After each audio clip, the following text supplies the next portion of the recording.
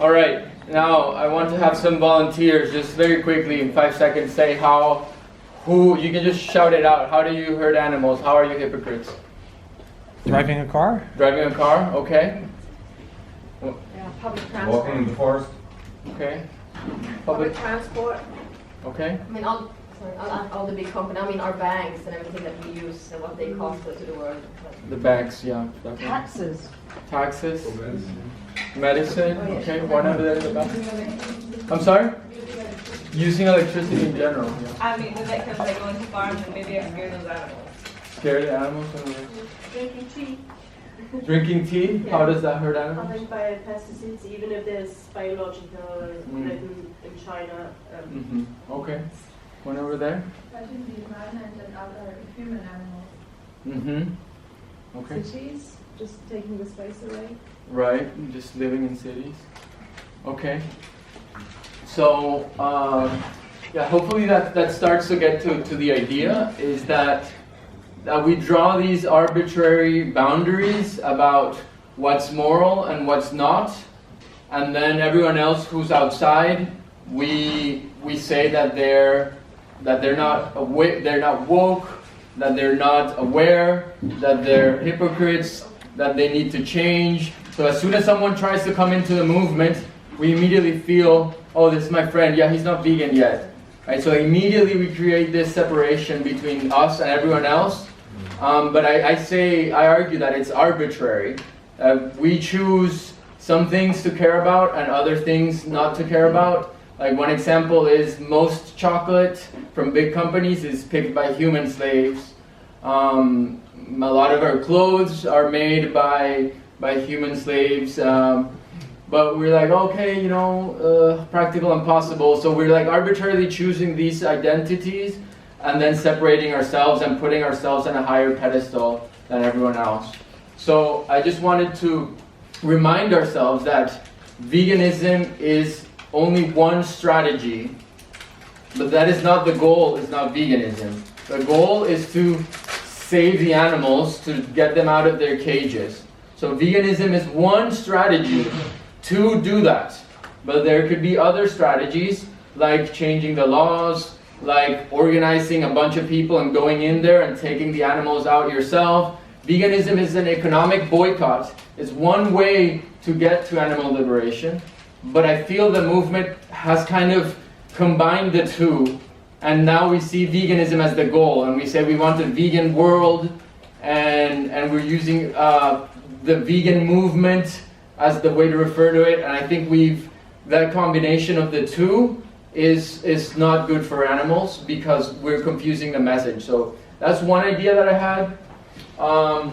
Something else that I wanted to talk about is this idea of like tradition versus innovation, right? We can say, but that's what we've always done. We've always called it veganism. It has all this history. I have all my t-shirts that say vegan on them. I have vegan tattooed. Like, what am I going to do, right? So it's this resistance that comes up. But I feel we owe it to the animals to be open-minded and to look at new research and new evidence and try to be open-minded about new strategies and rethinking every strategy. That's why I say every strategy is open to reconsideration. The problem is some people don't see veganism as a strategy, so they like, no, you're bashing veganism, you're creating infighting, but I say it's just a strategy. Now that we remember that it's just a strategy, now that we remember that we are hypocrites too, we can examine it with reason, and we can say, okay, is this strategy working or not? Could there be better strategies? So that's what I want to do today, and I want to give you before we start one example, a few examples actually.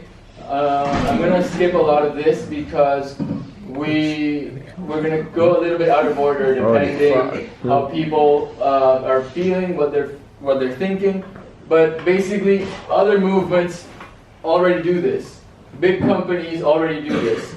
So the first we were calling global warming, what we're doing to the planet. but then every time it snowed, some politician would come out and say, look, it's cold outside, there's no global warming. So then we started referring to it as climate change, but now The Guardian and other big influential writers are using climate crisis. So we're adapting the language as things adapt, right? So pro-life, now they're being called heartbeat laws. That's what they're passing in the U.S., right? It sounds a lot more strong than I'm pro-life. No, I'm pro-heartbeat is what they say.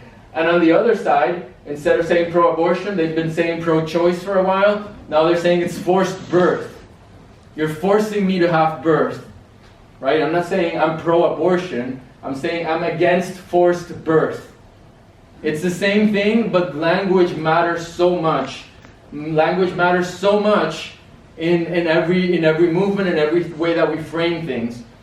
But a lot of times when I try to argue that maybe we shouldn't use the vegan word so much, people say, but that's just semantics. Who cares? Let's go back to fighting for animals. And I say, semantics matters a lot. It matters a lot. And these movements show.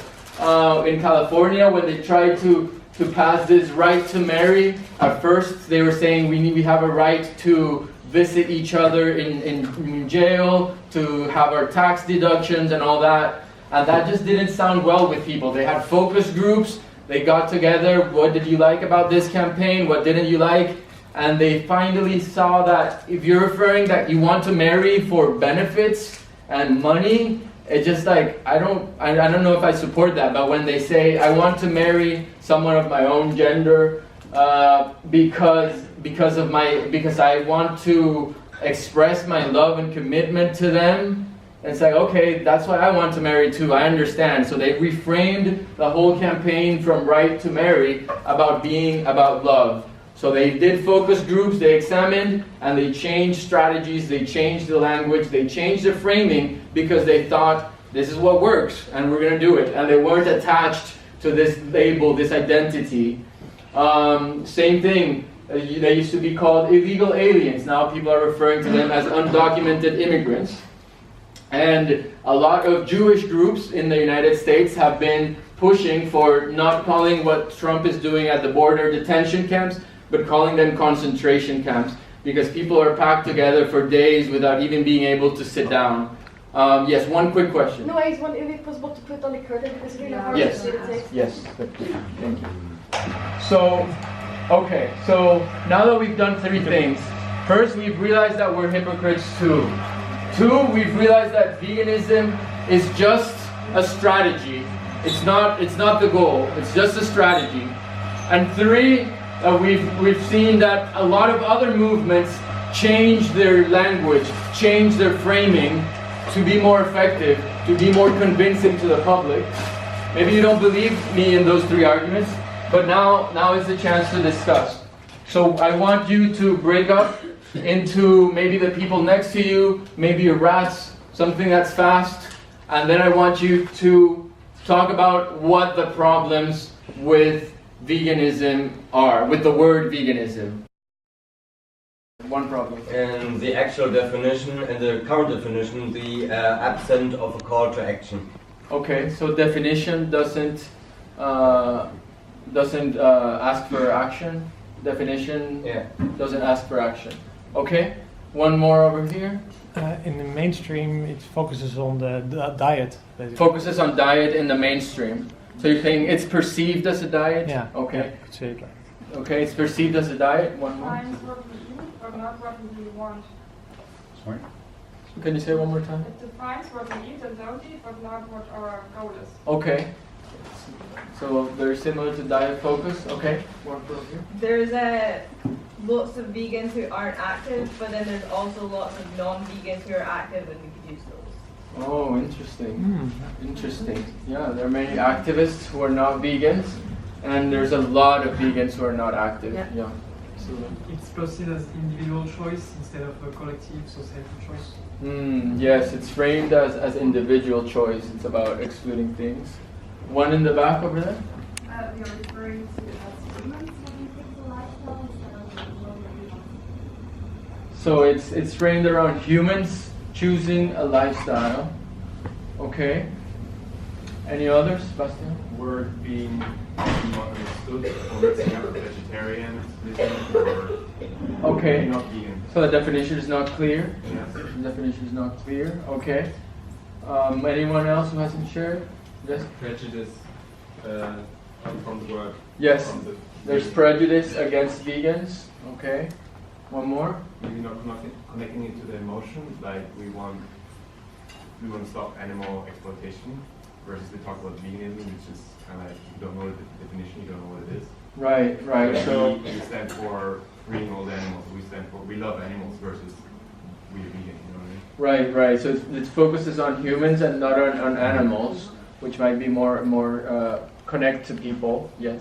People feel really defensive when you say you're vegan. Right. Even if you don't offend them, when you say I'm anti-speciesist, Yeah. they want to know more about it and they're more receptive. Okay. No. But we can add that Yeah, to we have prejudice. already. But maybe that is people get defensive. Yes. Not including any kind of end goal, while most other justice movements do have an end goal very clearly encapsulated. Right. Right. Wow, we're running out of space, so many problems. Okay. So we're sort of breaking down this hierarchy of humans over animals by creating a new hierarchy of like which human is the best at not hurting others. Yeah. Wow, that's really good. Can you say that again? So we're creating a new hierarchy. Ah, yeah. Mm-hmm. I guess just to write. Yeah. And a response to that? Yeah, response.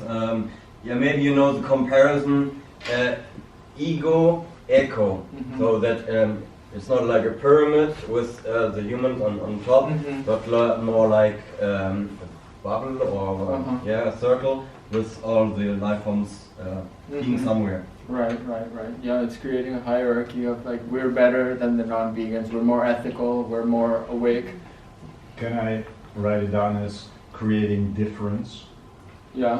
Creating separation. Separation, Yeah. that's a better word. Mm-hmm. Any last ones? It's more or less the same, but creating judgments as well. Judgment. Both sides. Mm-hmm. One more. Often we don't seem to like show much solidarity to other social justice movements if they're not vegan. Yes. Yeah. Definitely. So it isolates us from other social justice movements. Okay. One last one? No, just one addition. There's an official definition of from the Vegan Society. Yes. Has someone got it here? Because last year, yeah. Well, it's not perfectly, but it's to minimize as much as possible the harm to all sentient beings. With your actions. That's the definition, Right, I think, so- of vegan. Oh, yeah. This is what I had. So Yeah. veganism is a way of living which seeks to exclude, as far as is possible and practicable, all forms of exploitation of and cruelty to animals for food, clothing, or any other purpose. Yeah. So the first thing I think to notice about this definition is that this is about personal behavior, right? I want to exclude from my life as much as possible those products. So it is not a political ask in itself. It is not saying I want them to have rights. I want them to be free. It's saying I'm going to exclude from my life these products. That's not a political ask. It's a personal consumption ask. And now a lot of vegans have recognized this and they're starting to change it by saying, oh, and we're asking for vegan laws. But at the same time, when people hear vegan laws, like we said, they hear like you're trying to make me eat vegan, right? So you're leaving the animals outside because you're focusing on vegans, right? The word itself doesn't mention animals. It's focusing on vegans. So when you say vegan laws and we want vegan legislators, it's the animals are left out. So the second thing to notice is that that this is a made-up word, totally made up. Of course, all words are, but some of them have a connection to other words that people already know. So when you say anti-speciesist, anti-racist, anti-sexist, people already know what those things are. But vegan is it's just like it has no etymology that's like very clear to people. So it needs to be explained every single time. It's not very clear. Yes.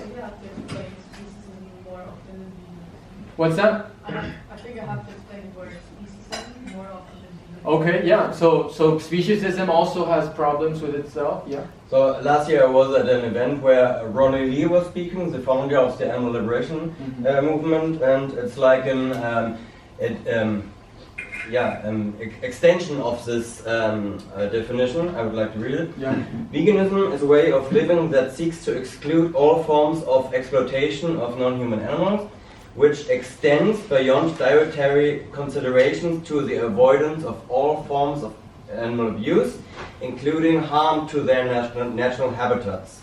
It includes a moral duty to actively oppose all forms of animal exploitation and to encourage and educate others to become vegan, with the core aim being the eradication of speciesism. Yeah. So I think that's great that we're trying to say, hey, this definition wasn't very clear, it wasn't very political, didn't have a call to action, so we're going to try to change the definition. But the problem is that everyone out there in the world already has an idea of what veganism means. And what do they think it means? Diet, right? That's what they think it means.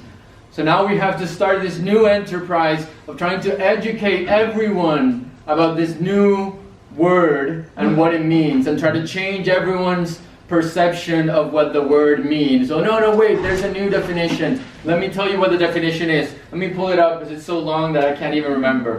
Right?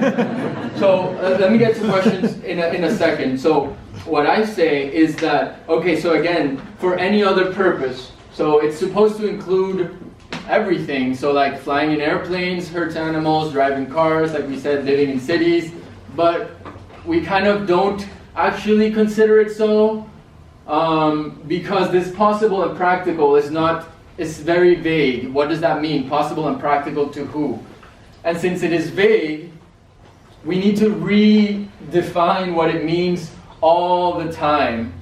And that's why we spend so much time arguing about trying to switch the definition. Like, is this product vegan? And then you have to have all the vegans debate and comment until finally they decide, yes, it is vegan, no, it's not vegan. And I think a big issue is that we think that the definition is clear. So we're just like, oh, but it's so easy. You just say vegan and people get it. You tell them that it's against animal exploitation and it's clear. But I don't think it's clear as clear as we think it is. So I'm going to do something to see if it's clear or not. So I want people to raise their hands. So we're going to see if we have a consistent definition of veganism here. I want people to... So we're going to do it without influencing ourselves. We're trying. So we're going to close our eyes and we're going to raise your hand if you think... The first one is going to be, is a person who eats palm oil, are they vegan or not? So everyone close your eyes. And if you think the person who eats palm oil is still vegan, raise your hand. Okay, keep your hands up, open your eyes, look around. So there's some disagreement within the room. Okay, hands down, close your eyes again. Second one. A person who eats bread with honey that was bought on accident. All right, raise your hand if you think this person is still vegan. It was bought on accident, it's already there, it has honey. Are they still vegan? Open your eyes, look around, keep your hands up. Okay, a lot of disagreement there too. Okay, one more. In the United States, I don't know if you're in Europe, most sugar is processed with bone char. So do you think a person, close your eyes, do you think a person who eats sugar without checking where it came from, do you think they're still vegan? Raise your hand. Okay, open your eyes, look around. All right, still about half the people, right? All right, last one we'll do like this. Close your eyes. A person who drinks wine or beer without checking Barnivore, are they still vegan? Raise your hand. Okay, look around.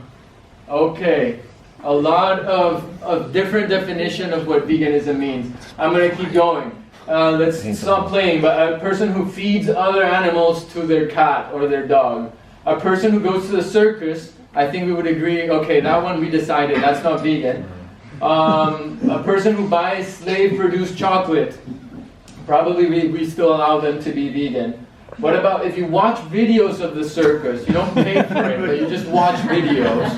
You're still getting views to the video, so is that vegan? But what if you just watch movies that use animals, like most movies do? Let me just finish here. Most movies use animals, so you're paying to watch those movies. Well, how is that different than watching videos of the circus? Okay, if you buy products that are not Leaping Bunny approved, if you buy products that are tested on animals, sometimes are you still vegan?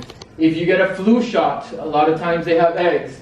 If you get regular vaccines, a lot of times they've been tested on animals. If you smoke cigarettes, tested on animals. Eating Impossible Burgers, tested on animals. You use leather shoes after you went vegan, but the shoes are already there, so you don't want to, you know. What is a wool coat, but it's only 50% wool, and you keep using it? Are you still vegan? Can you go to a protest wearing a half wool coat? But if you fly in airplanes every week to go to a yoga retreat, when you drive a car, when you walk to the store, you're using single-use plastic. Plastic kills so many animals. And who use bike tires or tires in cars, a lot of them have stearic acid, which hurts animals too. So my point with all of this is that it's not actually a clear definition. We think that it is, but it's not. So when you tell people, yes, I'm vegan, and like you expect them to understand, that's not going to happen, because even among ourselves, we don't know where it stands, and we need to keep arguing back and forth about where to draw those lines. Okay, we have one question here and one in the back. Yeah, bullshit question. Okay, let's go. All right, one in the back. I actually don't think it's a problem that it's not a really clear definition. I also think that it is political. Like every decision you make for yourself is a political decision. Even if you say, I'm not interested in politics, that is political. And like using that original definition, a person that for some reason has to consume like some way of product that is like not cruelty free can still call themselves vegan, because it is like what is practical and possible. Because if you live in a country, you're like, I don't know, like if we use this insane example of a person that is like on this island, and you know that you all know that example. Right. So if you have no other choice, like I would. Still But we do have choices. No, We when we do all these things, so none of us are vegan here. Yeah. Because we do have choices, right? I disagree because, well, if you use the definition, it is what is possible and practical. So, for example, if I am vegan and I decided that I won't fly anymore, if I have the choice, so Yeah. I could fly. But if there is. But what about this? Like, are you forced to ride a bike? Could you just walk instead? You could.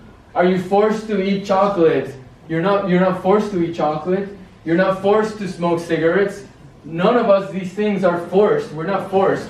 We do them, and we say, oh, it's practical and possible, but we're arbitrarily choosing what is practical and possible. And then it's like, oh, it's not practical and possible for me not to watch this movie, right? So we are arbitrarily deciding all the time what is practical and possible. Well, yes, we are, and we're all like learning. None of us has been born perfect. Right. I've been flying the past years, although I call myself vegan, and like I think it's just a way of just like we all try to be better, we all try to do more and stuff. Yes, that's what I'm saying. We're all trying to be better. We're all trying to move in this direction to be better, but we're drawing this arbitrary line as if it's solid here, and then say, we're on this side and you're over there. You're not vegan. I am. It's an identity. It's not like I'm trying to be better. It's this separation that says you are harming animals and I am not. And that is just not true. So what my argument is, either everyone is vegan or no one is. Because where do you draw a line? We don't know where to draw these lines. So I say either everyone is or no one is, because or unless you're just arbitrarily choosing the things that you do and your friends do, and then like, okay, that's what vegan means. And then what about that thing? Okay, we haven't debated before. Let's jump in a 3-hour debate on Facebook and debate whether that 8th ingredient in that product is connected to this and that. So I say let's stop talking about ingredients and let's start talking about changing laws. And you're right that everything is political. Yes, of course, like choosing this hostel over another hostel is a political decision because we chose to give money to Esh as opposed to France. It's a political decision in itself, but there are things that are more political than others, like getting involved with legislation, trying to pass laws, calling your legislators. I think those things are more political than choosing to buy, oat milk over cow's milk. But okay, quick questions, quick comments if they're important, and we will keep moving. Yeah, like with the thing with forcing. I think you can really compare it with are you forced to use here the stearic acid with glycol when you are a child and you have not the self-choice and somebody else chooses for you, for like when you are 5 or 6 years old, your parents force you, no, you eat what's on the table and everything, yeah, and you are not allowed to buy in shops when you are 5, 6 years old. Yeah. Right. So it's very unclear. I think it's very unclear what veganism means, and because of this, when we are making a political demand, I think that's why we get caught up in all these arguments. You come on a TV show and you're trying to talk about animals, and then the person starts saying, "Hey, those pants are made look like they were made with leather," and you start talking about consumption, and you don't talk about the animals anymore. You start talking about consumption, right? And like imagine if somebody's on a TV show trying to talk about racism. Will somebody say, "Oh, that shirt is made by Tommy Hilfiger, the owner of that is white, that's like a racist shirt, so maybe racism isn't true," right? Like who cares what you're consuming? You're there to talk about justice. No other movement, when you're trying to join the movement, they don't look at your shoes and they say, "Oh, we're trying to only buy shoes from black-owned companies. So where did those shoes come from? Oh, are those laces made by a white-owned company?" It's like, if you want to join our movement, come on in. Why are we looking at like people's consumption and making an identity that's separating us from them if they want to join our movement? And again, one quick thing. Again, when you say when they offer you something to eat and you say, "No, thanks, I'm vegan," you think you're being clear, but you're not. People hear it and they think, "Okay, yeah, that's like that gluten-free thing." Yeah, of course. So when you're forced to avoid that word, you actually end up talking about animals. When they ask you, "Do you want to eat this?" and you can't use the word, you have to say, "No, I don't eat animal bodies because I think that it's cruel to them and I don't want to support that industry." So you're forced to talk about animals when you don't use the vegan word. And we think, "Oh, we're getting the animal message across by just saying I'm vegan," but you're not. You think you are, but you're not. As we've seen, it's not clear to people. So I would rather that we talk about animals than say, "No thanks, I'm vegan." Well, we have one quick thing here. Oh, yes, sir. Yeah, so I agree, especially with the last part you said, but whether the definition is clear or not, I don't think it's really it doesn't have to be very clear. Also, racism is also not always clear. What is racism and what is sexism? So I think you can still have like a... Yes.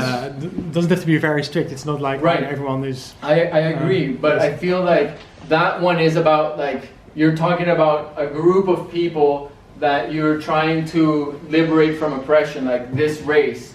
But this one is about, did you buy shoes last month in China? Was it possible for you to buy other types of shoes if you flew to Taiwan, but maybe the carbon is just... That's like, why are we arguing about these tiny details instead of talking about animals, right? Like something that you bought last month and then I think we should talk about animals instead. So to give you a few more things, so I feel this John Mackey, a vegan, so like the CEO of Whole Foods, he says that he's vegan, but he obviously contributes to this idea that animals can be killed humanely. So what I say is we do what everyone else does, which is market research, branding, public relation. Every time I hear us called the vegan protest movement, I cringed. That's the day that I decided to go post-vegan, because there was this video that Direct Action Everywhere shared. We've been having these talks for a while, and they shared it on their main page, and they said, look at this great video of the news coverage that we got. So it was a farmer in Australia, James Warden. He was parked outside of a farm on public property, and he was filming the farm, and the farmer came out, tried to take the keys from his car, and then went inside and took out a shotgun and just started like shooting in the air. Not at them, but obviously trying to intimidate them. So this got in the news, and the way that the story was framed, the farmer came out and said, if they want to be vegan, but leave us alone. Right? The farmer who has the animals, he says, if you want to be vegan, do that, but leave us alone. So the farmer just like completely misses the point. And then the anchor says to close, this is part of the growing vegan protest movement that should have police worried.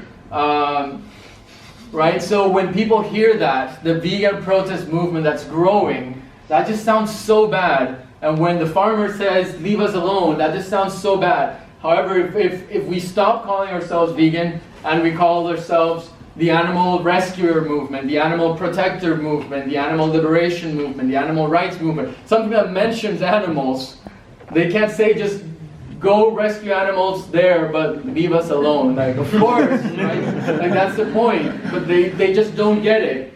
And I feel we should do branding and PR and market research. If people don't understand our definition, let's switch it. It's that simple. But we're so attached to this word, we don't want to let it go, that we're missing the evidence. So veganism doesn't mention animals. The only example of a movement that has tried really hard to change things by a boycott that I can think of is the free produce movement. So back in middle of the 19th century, to try to end slavery in the United States, people started saying the same thing. Let's start boycotting all products produced by slaves. And they started this thing, okay, we're not going to buy products produced by slaves. 10 years later, the same person who started it just said, this isn't working. We need to mobilize people because we're just caught up on trying to track down the lines of production, where things come from, and it's not empowering, it's not an empowering spiritual experience to just choose oat milk over cow's milk. So boycotts are just one strategy. Let's remember that. It's one strategy, but let's not get caught up and confusing that with the goal. So when there's been studies, attitudes towards vegans, nobody likes vegans. The only group that was more hated than vegans is drug addicts. So obviously nobody likes us. We know that.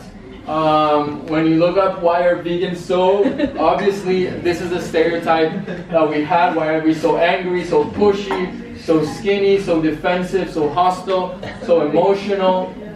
On the other hand, when you ask people, this was in the United States, but I don't think it would be much different in Europe.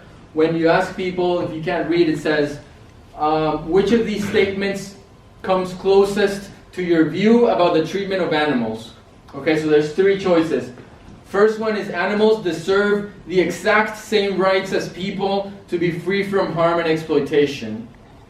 The exact same rights as people to be free from harm and exploitation. The second choice is animals deserve some protection from harm and exploitation, but it's still appropriate to use them for the benefit of humans. And then the last choice is animals don't need much protection from harm and exploitation since they are just animals. And the vast majority of people, 70%, 60%, they say they deserve some protection, but they can still be used for the benefit of humans.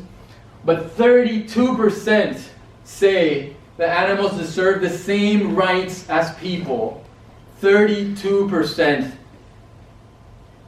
But if you look at, on the other hand, if you look at the number of vegans, when you look at all the studies that have been done trying to calculate the number of vegans, it ranges between 0.2%, I think like 7% is the highest, but it's probably less than that.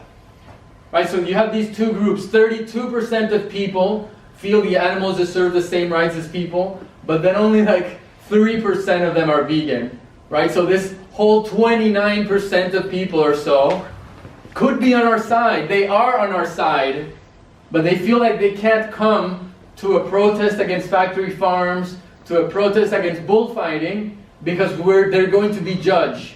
And it's true, they are going to be judged if they try to come to our movement.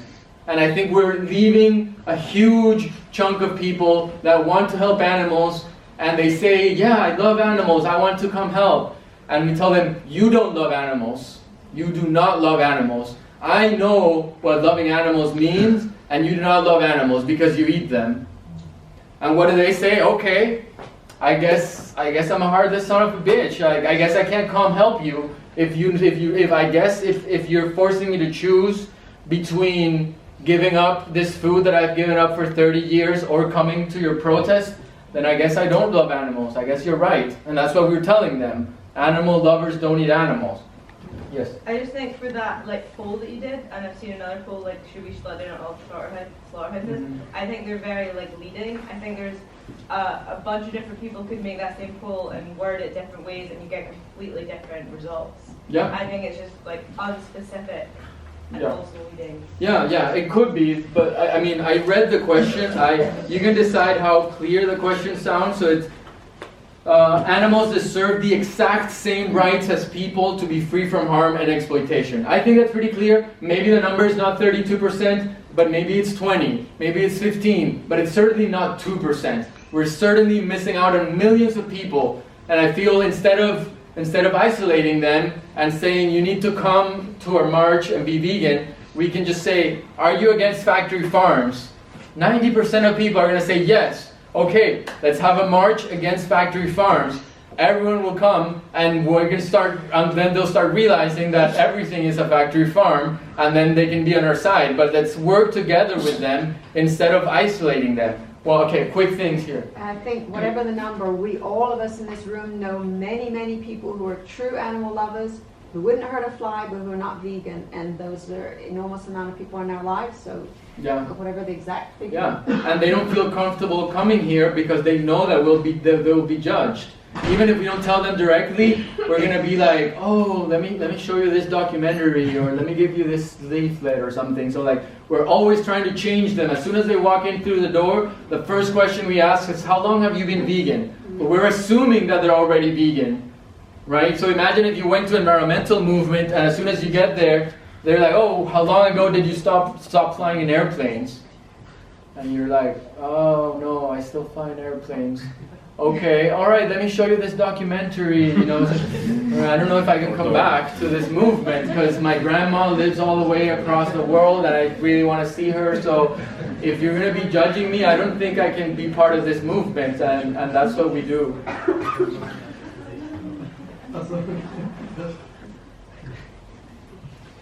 Okay, I'm going to jump to, Evan. Okay, so this is another thing. When you're on the streets and you're yelling, go vegan, go vegan, go, a lot of people it's not practical and possible for them to be vegan, right? And then we say, oh, you can always eat rice and beans. It's so cheap. But then we go and buy vegan ice cream and cheese. It's like, for us it's cool, but then you can eat rice and beans. That's fine, right? So it makes the AR movement privileged and white because we have these arbitrary distinctions. It excludes humans from the circle of care. Oh, I can't use this shampoo because it was tested on animals. Oh, but these strawberries were picked by slaves, practical impossible, And it's really hard for me to not eat strawberries. It encourages passive vegans. People think, oh, if I'm vegan, I'm doing my part, I'm cruelty-free, I'm leading by example, and I don't have to do anything else. 90% of vegans probably are not active because they feel good about themselves and they think that it's enough. What else? Yes, okay, so Vegans of the Bay is this huge Facebook group that we have in Berkeley. So yes, maybe we'll lose, some vegans will be really angry and they'll say, no, I'm not giving up on my word that I have tattooed on my forehead. I'm not giving up, and I'm not going to come to your animal rights marches, I'm going to make my own vegan marches. And I say that's fine, they can make their own vegan movement and we can make our own animal rights movement. And we might lose some people, and I think our message would be clear, and that's fine. They can create another movement, and we'll support them because we think there should be more vegan options, and we think vegans shouldn't be bullied and shouldn't commit suicide. So we do support them, but you can choose if you want to fight for veganism or if you want to fight for animals. And then taking energy and time away from systemic change. So how many hours do vegans spend messaging a celebrity who stopped eating animals, right? Or a YouTube star, or looking ingredients up, or making arguments about ingredients instead of calling your legislators. So go knock on doors and say, hey, we want to pass, like we did in Berkeley, we want to pass this law to make fur illegal. Work on that, call your legislators, as opposed to spending that time debating online whether this cereal is cruelty-free or not. We're so focused on consumption and forgetting that political movement is much important, I feel. So, what are some responses from vegans that they say, okay, anti-speciesism means we should reject products of violence from all species. Right, so we shouldn't be consuming any products. We should just be very vigilant because we do the same for humans. And I say, like we said, we're all speciesist already. We're trying to do our best, but let's not spend 90% of our energy on trying to be our best in consumption. Let's spend maybe 10, 20% thinking about our consumption, and let's spend the other 80% changing the laws for animals. Some people say, oh, it's a purifying practice, it makes me feel good, it makes me feel committed, and I agree, that's great, but you can do that without calling yourself vegan. And in fact, I think it's clearer to have to talk about animals and say, I try not to consume these products, but I'm not dogmatic about it. I'm not obsessed with it. I am trying to change the world for animals, and that's why I don't consume these products. It can be a first step for budding activists. This is true. I think if somebody is not ready to commit to political action, they've never done activism, you can say, okay, what I want how can I help? I think instead of asking them, go vegan, I think you can say, we have a potluck next week. You should come and join us and get to know the community, and we're having a march against factory farms or for animal rights or whatever. So I think it's true that it can help people who are not politically active, but I think there's other things we can do. The feeling of disgust can be a powerful moral foundation. So I think this is true. We feel disgust when we see a human baby body, and I feel we should build that disgust towards all animals.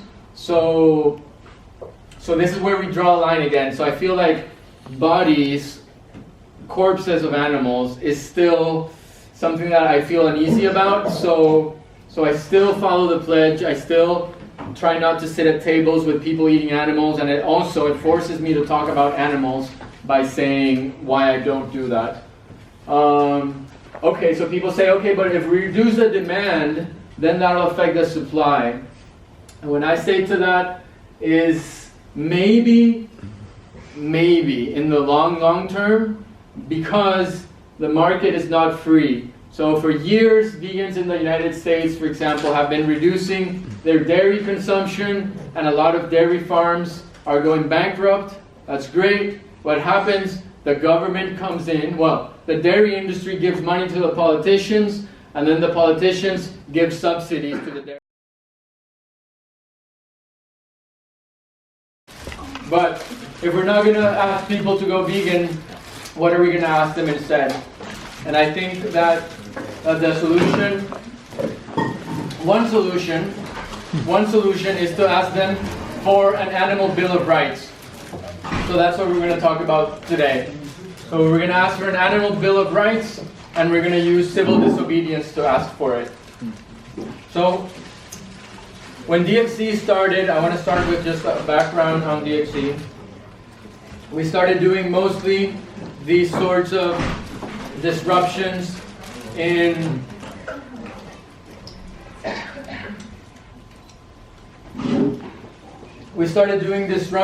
protests, and they served their purpose, which was to train people to work together, to learn how to think fast in intense situations. So if some of you were at the outreach event or the vigil yesterday, you know how sometimes you have to respond really fast. Okay, the permit says that we have to be here. This place doesn't have a lot of people to outreach. What do we do? Okay, a proposal here. Maybe we should do this. Counter proposal. Okay, somebody can go scout. Who can do it? Boom, fast. So that sort of military training is what we need. As I've said yesterday, if you went to my other talk, the quote by Martin Luther King Jr. that says, "Those who love peace must learn to organize as effectively as those who love war."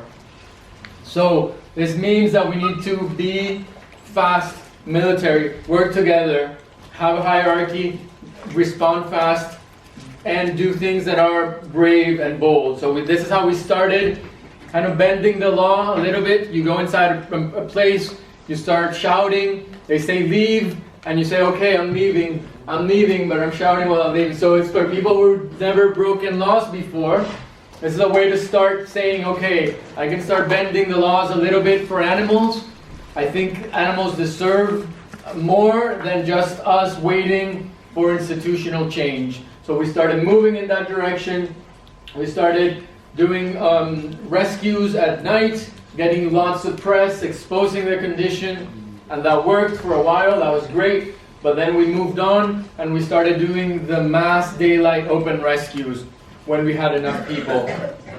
And this also was very valuable. People were transformed. Everyone who has attended one of these is transformed, and that was great for a while. But we think we can do better. We think we can move in a better direction, because it's hard to get press out there to these farms, and we're making our ask to farmers. And after we leave, the farmers can go back. And it's just one farm that we got to change, that we have to go to another farm and another farm. So we think that instead of targeting businesses, we want to start focusing on targeting the legislators themselves, the people who can change the laws. So instead of asking people to start buying cars that are less polluting, the government just says cars cannot be made unless they meet this standard. Boom, you don't have to convince people one by one. Just change the laws, it's much more efficient. So we think we've built the capacity to start asking for bigger, bolder things. So we think this is the next step.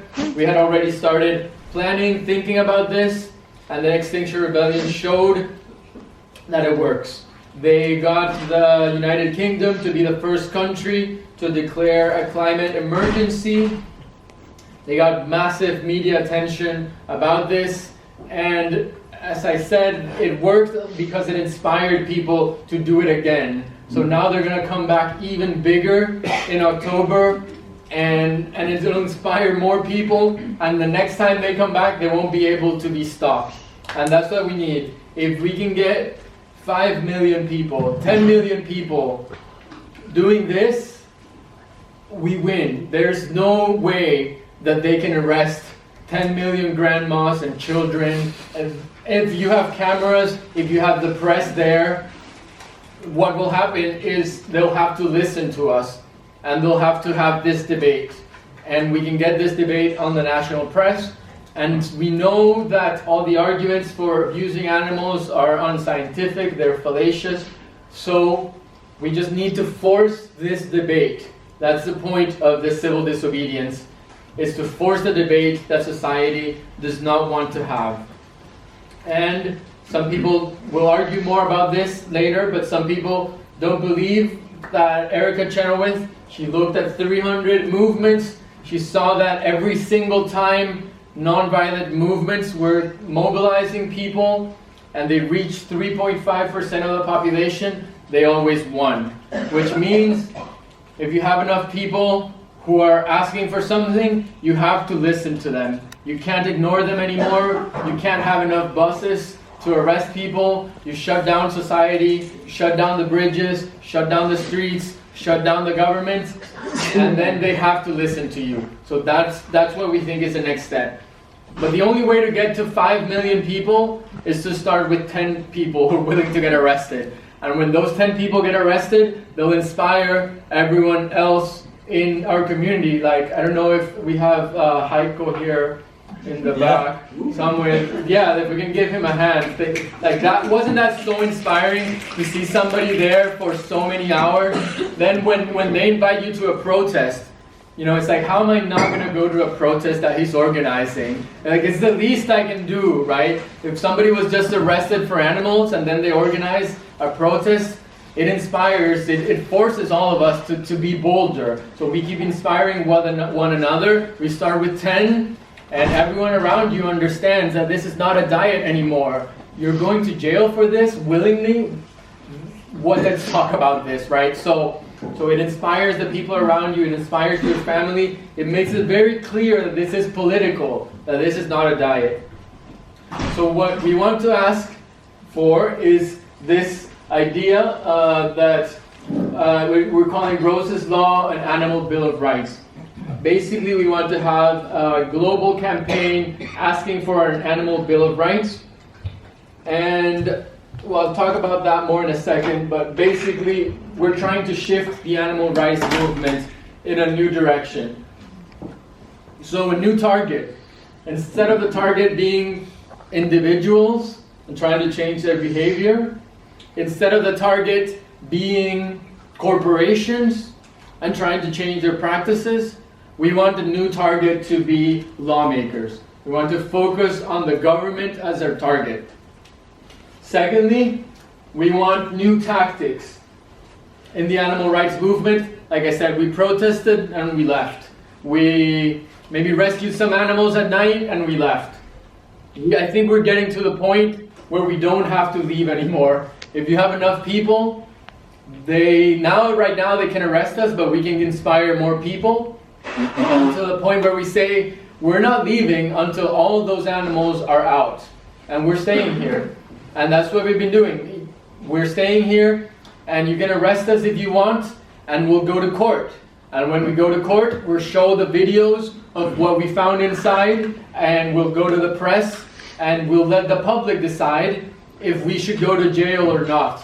Because courts depend on public opinion. The Supreme Court, the presidents always change their mind when a mass movement arises, right? It just happens coincidentally that they just keep changing their mind every time the mass movement arises.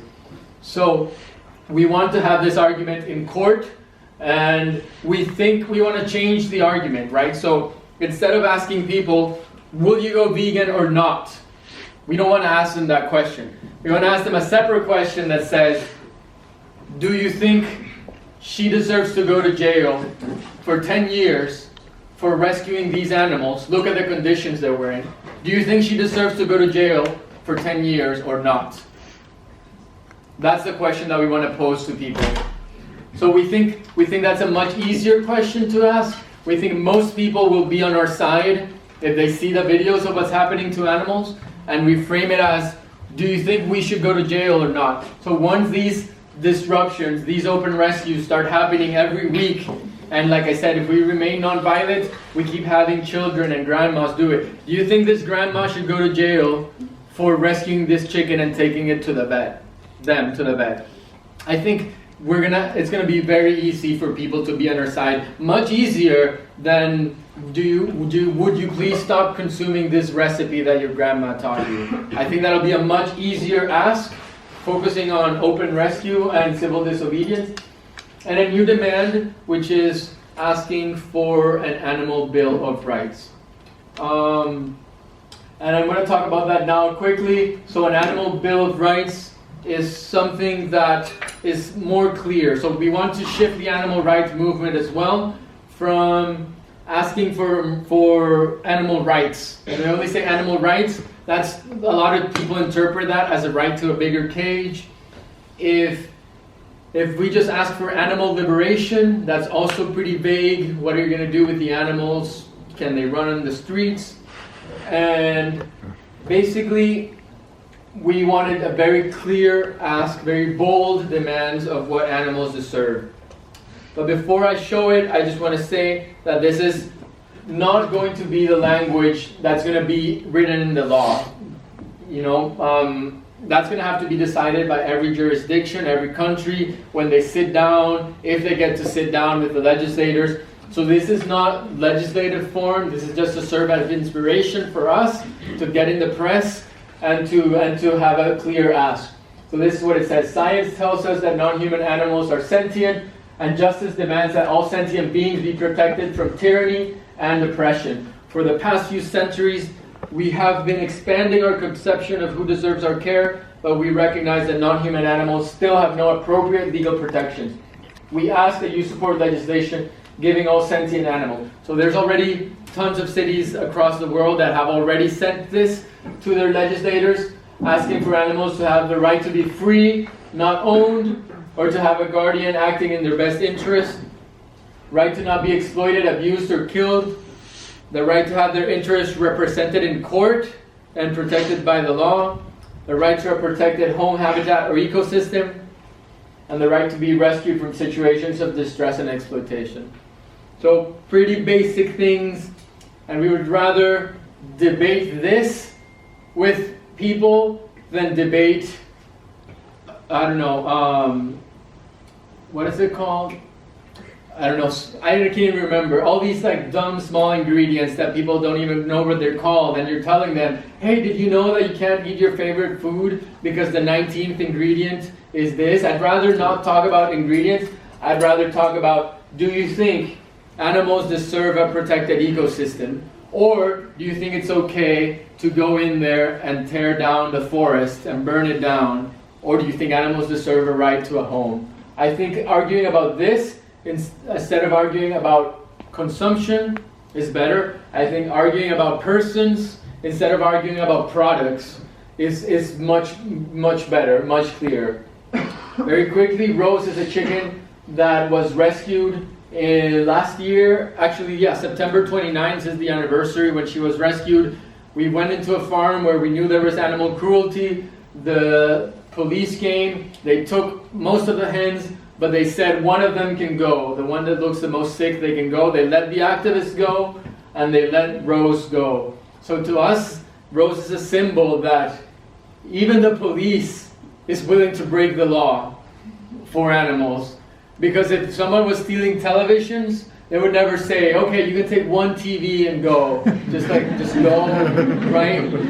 Even the police knows that this is the right thing to do, and Rose is a living symbol of that. So we want to share her story.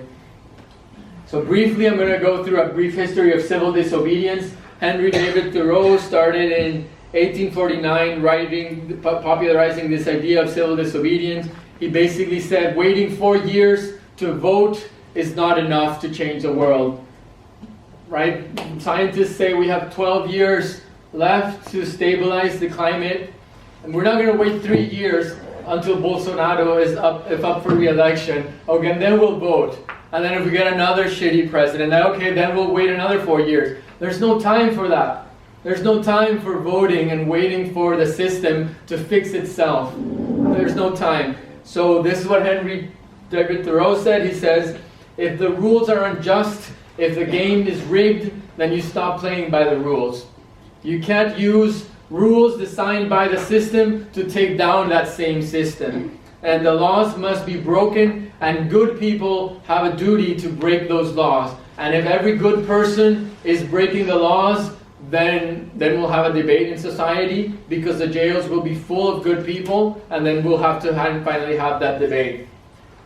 After Thoreau, Gandhi read Thoreau, and he was inspired, and he said, this is great, but we can do more. One person going to jail by themselves, like Thoreau did, this is not going to change the world. He said we need to spread it to the masses. So he organized people. He had these huge marches where they said, we're going to break the laws, we're going to take salt, try to stop us. And when you do it openly and honestly, because you know you're not doing anything wrong, you know the laws are unjust, then you can inspire people, and they did. And he also added this idea of ahimsa, of love, of compassion for your adversary. So that's what Gandhi added. And then MLK read Gandhi, he read Thoreau, and he said, I agree, all of these are great ideas, but we need to institutionalize nonviolence. We need to have trainings, because it's very hard to just stay nonviolent when somebody's yelling things at you and pushing you. So they started having these trainings and like you did yesterday in the Animal Rebellion ones, how does it feel like to be in a hassle line? So they started institutionalizing nonviolence, and after that it just took off. In the 60s, they were using these strategies: the Children's March against segregation, the free speech movement in Berkeley. That's where we have our Animal Liberation Conference every year, that building back there, coincidentally.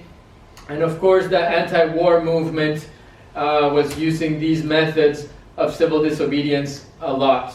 And there was these ideas, all these movement in the 60s coming together saying, we want to fight anger with nonviolence. So this idea, like MLK said, that you can't fight darkness with more darkness. Only light can do that. And in the same way, you can't fight hate with more hate. Only love can do that. So it's this beautiful idea represented by this flower. Somebody's pointing a gun at you, and you offer them a flower. And unfortunately, after the 60s, we stopped this civil disobedience movements. They just stopped. And there's a lot of theories of why it stopped, but one of them is that this neoliberal ideology promoted by Reagan and Thatcher, that basically said that the free market will solve things. And the way to change the world is by consuming. You know, the power is in your wallet. If you want to change the environment, start driving a Prius, stop using straws, go vegan, and that's how you'll change the world. And we bought onto this idea for so long that individual actions, you know, I'm going to take shorter showers, I'm going to change the light bulbs, I'm going to recycle. These individual actions, individual consumer actions in many cases, would change the world. And I think it's time that we're realizing that this isn't working, and we need to go back to civil disobedience.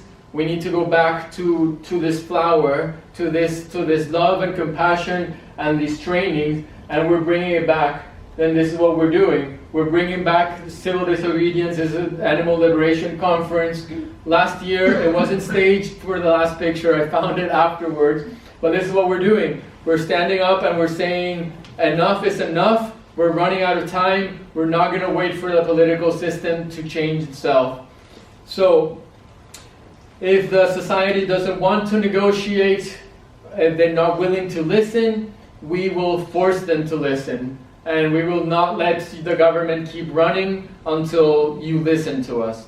Right? So the animal rights movement has been shifting from veganism to protest to nighttime open rescue to daytime open rescue, and we think the next step is mass civil disobedience. Because once people get arrested, everyone has to choose a side. Are you on the side of the rescuers, or are you on the side of these big corporations? And I think we can get the farmers on our side too. Because if we tell the farmers, we're trying to change the laws, we're trying to help you transition to a plant-based farming system, we're trying to get you money. So I think we should unite with the farmers and say, let's get you subsidies to transform. Any farmer who wants to get out of animal agriculture and wants to start planting plants, let's give them money, let's work together, because they're in debt, because it's not easy for them to transition. So let's give them help, let's bring them on our side and help them transition. So they are not the problem is the system. So we can keep moving, we can do better, and I think the time is ripe for civil disobedience. If you still don't believe me, I'm going to give you quickly some more examples. Like Greta Thunberg started just October of last year, mobilized millions of kids to break the law, not go to school. Who cares? The law says that we're going to school, we're not going. So what? Millions of people mobilized in hundreds of countries in just like less than a year. In the United States, the Green New Deal has become a conversation for every presidential candidate. They've all pledged, most of them, except a couple maybe, have pledged not to take money from fossil fuel industry, because the Sunrise Movement started going inside offices of politicians and saying, we're not leaving, we're not afraid anymore, you can arrest us, because if we leave, we're all going to die.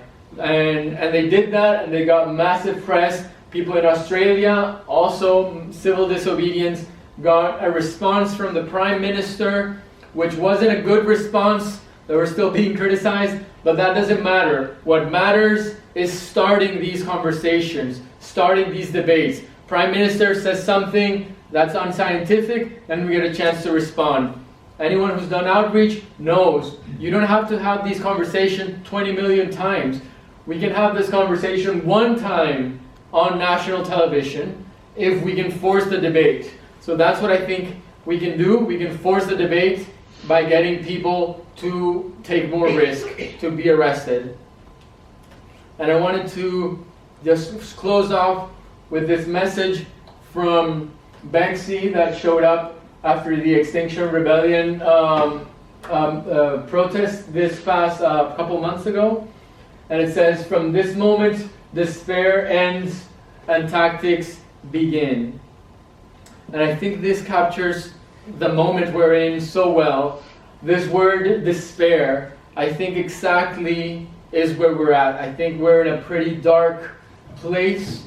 And to show this, if it's true, I wanted to ask, how many people here have, maybe yourself, or maybe have you heard someone say that it's okay if humans go extinct? Or maybe it's better. Have you heard that? It's okay, it's better if humans go extinct?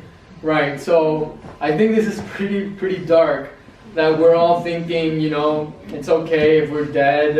What does that do to us psychologically as people to live like that? But I think these movements show that I feel that we've hit rock bottom. And I think things are going to start looking up from here, not because of hope, but because of tactics. That's how we move on from this despair, is by mobilizing, by winning victories, by strategizing, by using these tactics. I feel, all these movements that have been coming up are showing that people are realizing that the system is broken and that we cannot wait for the system to fix itself, and we need to do more. And we need to start having these victories, and we need action. We don't need hope. The only way that we can have hope is through action. So we've been training people for mass global coordinated civil disobedience starting September 29th to October 7th. We have about 30 cities committed right now. We're just hoping to get to 60 so that we can have 10 cities on Sunday, have people arrested by shutting down bridges, streets, the government. The next day, another 10 cities. New York, we have Korea, we have South Africa, we have a city in India. We have San Francisco is going to do something really big. Paris is going to do something really big. Portugal. We have Porto and Lisbon doing things. Madrid. Everyone, and we hope that we can get even more from this conference. If people are interested in organizing for this, we are providing online trainings. And I say, even if you only get 2 people arrested in your city, that's a start. And that's how we start inspiring other people. And next year we can come back with 20 people, with 40 people. People in Germany are also organizing. Cologne, Katarina's there in the back. I think that's going to be a really big one if you're close. So these are the types of trainings that we had at the Animal Liberation Conference that we recommend everyone does before then. And we're posting videos about some of them. Know your rights, jail prep. So when you know what going to jail is like, when you talk to a lawyer beforehand, when you know what your risks are for your country, you can decide if that's for you, or if you can decide if you can help in other ways, by writing press releases, by being outside holding banners. So we want everyone to support this, regardless of whether you have the privilege to be arrested or not. Normally, all these actions are separated, so you can choose what level of risk you can take, but we hope everyone can support these actions in some way. So we're doing the global lockdown for animal rights. We've already started reaching out to legislators, and we're going to do hype actions soon, and then have a global lockdown for animal rights, and then we'll see where we go from there. So I wanted to end with this quote by Martin Luther King Jr. Again, nonviolent direct action seeks to create such a crisis and foster such a tension that a community which has constantly refused to negotiate is forced to confront the issue. It seeks to so dramatize the issue that it can no longer be ignored. So this is what we're trying to do. People don't want to talk about animal rights. We're going to force them to talk about them by saying, you can't get to work anymore until we talk about this. If you shut down the 2 bridges going to a city, for example, San Francisco, and people can't get to work on a Monday morning, they start losing millions of dollars per hour that those people can't get to work. Per hour, millions of dollars being lost because the bridges are blocked. So then we say, okay, let's have a conversation. But then they'll listen to us. And then you can choose, do we want to allow these people to rescue animals? Or do we want to keep losing millions of dollars per hour? I think it's going to be an easy choice once we tell people what we're asking for.